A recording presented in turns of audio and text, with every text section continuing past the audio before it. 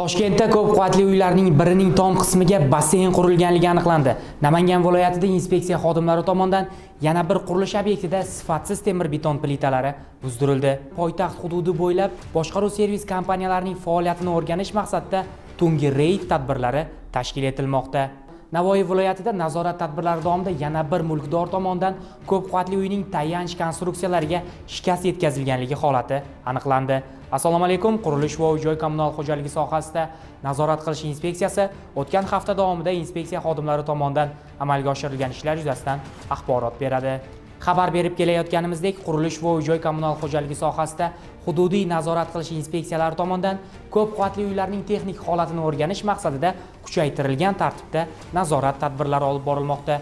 Xuddi shu nazorat tadbirlari davomida Toshkent shahar Mirobod tumanida mulkdor tomonidan o'zboshimchalik bilan ko'p qavatli uyning ochiq ayvon qismiga basseyn qurilganligi aniqlandi. Bu holat yuzasidan inspeksiya xodimlari tomonidan joyidan mulkdorga bajarilishi shart bo'lgan, ya'ni qoidabuzarlikni o'z holatiga qaytarish bo'yicha bajarilishi shart bo'lgan yozma ko'rsatmalar berildi hamda ushbu basseyn joyida inspeksiya xodimlari tomonidan buzdirildi. Mazkur holat ko'p qavatli uyning seysmik xavfsizligiga, shu bilan birgalikda uyning mustahkamligiga jiddiy shikast yetkazadi. Namangan viloyati Chortoq tumanida qurilayotgan suv inshooti binosidagi sifatsiz temir beton plitalari inspeksiya xodimlari tomonidan buzdirildi. Jumladan, qurilish obyektining birinchi qavatiga o'rnatilgan temir beton plitalarining sifati belgilangan talab va me'yorlarga javob bermasligi aniqlandi.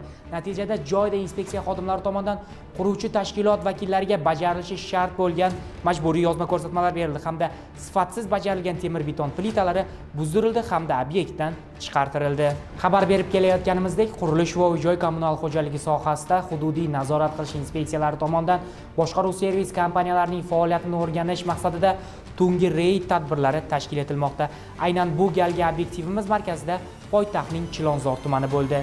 Xususan, o'rganish davomida Max Qurlider hamda Comfort Universal Trade boshqaruv servis kompaniyalarining faoliyati o'rganilganda, shu bilan birgalikda ular ixtiyoridagi ko'p qavatli uylarning holati atroflicha tahlil qilinganda bir qator qoidabuzarlik holatlari aniqlandi. Xususan, issiqlik tizimidagi quvurlardagi muammolar hamda yerto'lani sanitariya holati esa umuman qoniqarsiz ekanligi ma'lum bo'ldi. Jumladan, yerto'lalarda suv toshish holatlari kuzatilgan, quvurlar esa ta'mirtalab holatga kelib qolgan. Mazkur holatlar yuzasidan inspeksiya xodimlari tomonidan boshqaruv servis kompaniyasi vakillariga bajarilishi shart bo'lgan yozma ko'rsatmalar berildi.